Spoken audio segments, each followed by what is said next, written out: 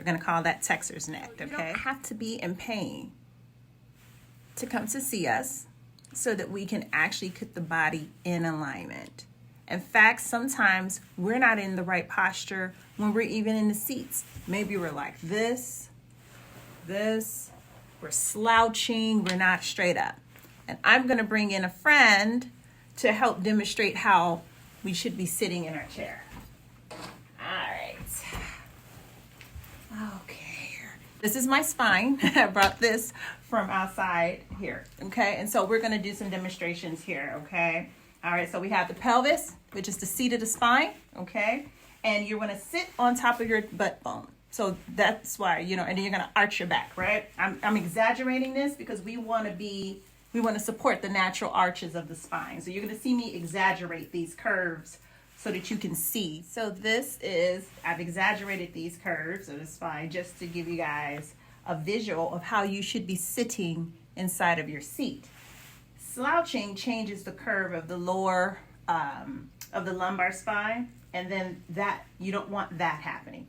That's going to cause a lot of pain and problems for you down the road, okay? So you want to make sure that you're sitting up. Those people who have to sit up at a desk, you want to make sure that you're sitting up. All right, so this is your curvature. This is the way that should be. I want to thank my spine for helping me in that demonstration. I'll put you back over there. All right, what other occupations is in this posture? Maybe you're driving. Maybe you're a truck driver or a bus driver.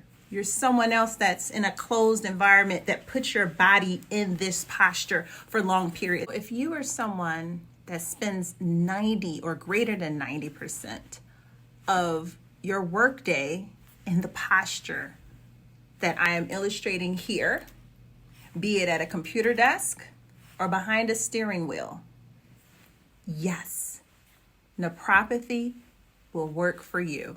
It will help you.